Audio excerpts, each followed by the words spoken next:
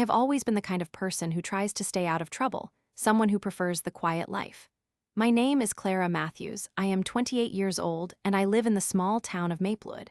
It's a picturesque place where everyone knows each other's names, and the local diner serves the best pancakes in the state. I work as a graphic designer, and I find solace in art. The canvas and my computer screen were safe havens, far away from any kind of chaos. Yet the past has a peculiar way of creeping back into our lives, doesn't it? Growing up, I had my fair share of struggles, especially in high school. I was not popular, and I often kept to myself. Yet there was one person who thrived on making my life miserable. His name was Brandon Wells, and he was the quintessential bully, larger than life with a smile that hid malice beneath. He was charming to everyone else, the jock that everyone wanted to be friends with, but to me, he was a nightmare. He would shove me in the hallways, mock my art, and gather his friends to laugh at my expense. I felt powerless, trapped in a world where even my closest friends turned a blind eye to his cruelty. The worst part was that no one believed me when I spoke out about my experiences. It only made me an even bigger target for Brandon's antics. Fast forward to 5 years later. I thought I had moved on. I had my life together, or so I believed. One evening, my friends dragged me out for a night of fun at a local bar. I was still trying to find ways to break through the noise of my past when out of nowhere I spotted him, Brandon Wells. My heart fell into my stomach. There he was, laughing and bantering with my friends, as if nothing from our school days ever existed.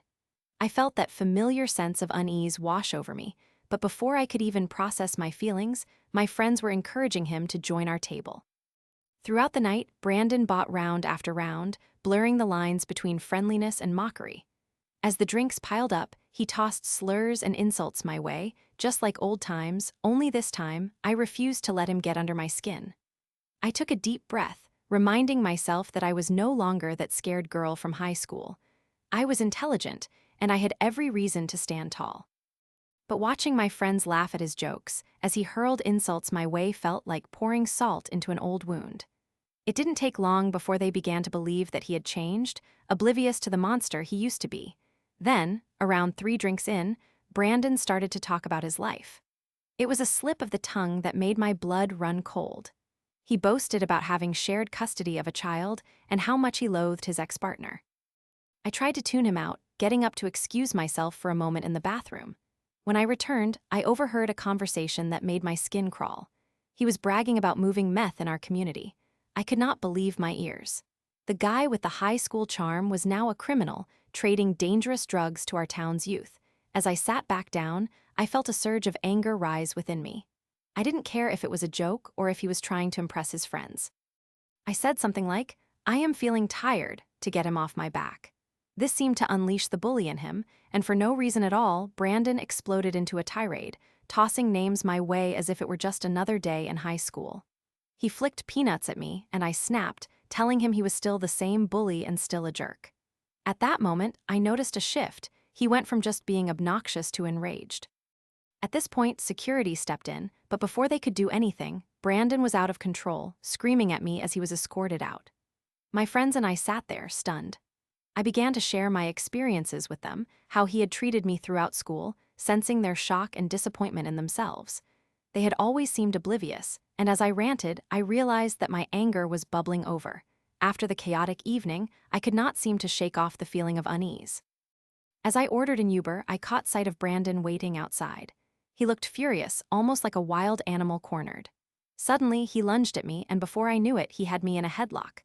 I could hardly breathe as darkness closed in on me. Just as I thought I might pass out, I woke to the dreadful realization of what happened next. He was pissing on me, laughing maniacally. My friends stood in shock, frozen in place when they should have intervened. I felt utterly humiliated. When I finally made it home, I was in a daze. How could this have happened? How could he have gotten away with doing such a thing? This was the person who had made my life miserable in ways I wouldn't wish on my worst enemy.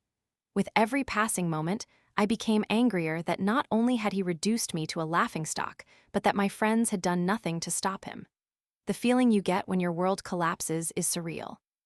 I lay awake for a week, disturbed and angry, and with those thoughts pushing dark clouds into my mind, I was determined to get even. Then, as I thought about his words, it dawned on me, he had stated that he was moving meth. My heart raced as I realized I could do something about it. I know I am not a fan of the police or how they function, but I felt desperate. I had lost all power to this sad excuse of a man, and if this was the way to gain a semblance of control again, could I really let it slip away? The choice gnawed at me, so I picked up the phone and dialed. "Hello, I need to report something. There is a man in Maplewood named Brandon Wells. He sells meth to children." The words poured from me like lava, as each syllable felt like a powerful choice. I gave them every detail I could recall, fueled by anger and the desire for justice. After I hung up, a wave of relief washed over me. Maybe I could actually do something about it. But as the days turned into weeks, I heard nothing back. I waited, wondering if they even took my claims seriously. Perhaps I had made a foolish choice. 2 months later, I was scrolling through Facebook, trying to distract myself from the anxiety eating away at me when a post popped up in our old high school group chat. It grabbed my attention. Breaking news: Maplewood man arrested for drug trafficking. My heart raced as I clicked the link, and there he was, Brandon Wells, in handcuffs, being escorted away from his home. The article mentioned that his child had been in the house at the time of the raid. I felt a heavy sense of guilt wash over me. Had I truly just ruined his life, and in doing so, impacted an innocent child's future? I had asked for justice, but at what cost? Brandon was still a being made of flesh and blood, despite how he had treated me, and yet I felt no empathy at that moment, just overwhelming guilt. Days turned into sleepless nights as I wrestled with my emotions. Should I have acted differently? But as time moved on, I monitored his case as it unfolded. He was facing serious charges for the sheer quantity of meth found in his home, and I felt relieved to know that perhaps my town would be safer. However, with each passing day, I battled with the thought of that child, a victim caught up in the reality of Brandon's life. Then, the unexpected happened. As the weeks rolled on, a new article surfaced. Maplewood man sentenced to prison for multiple drug offenses. I replayed everything in my mind: how I had stood tall when he tried to belittle me, how I had fought back using the very spirit I thought I had lost. But now, as Brandon faced years behind bars, I wondered if it ever truly felt like a victory. What I had unleashed had become larger than me. It was as if the universe had forced me to confront my own actions. In Maplewood, life continued. I decided to check in on Brandon's child, looking to see if I could help in any way, even if it meant facing the very memories I had tried to escape. I learned that his family had found a way to support the kid while his father served his sentence. It was a small balm to my conscience, but still did not erase the decisions I had made. As I stood by the edge of my old high school one day, watching the kids walking in and out, I wished things could be different. I learned to carry my past with me while focusing on the future. Brandon's name became a ghost from my past, one that I could not escape, but I found peace in knowing that I would never be a victim again. Sometimes, life throws curveballs that we cannot predict, forcing us to confront the darkness and the light within our choices. So here I am, living in Maplewood, painting my world anew, no longer defined by a bully, but shaped by my power to change the narrative, whether it be through art or realized strength.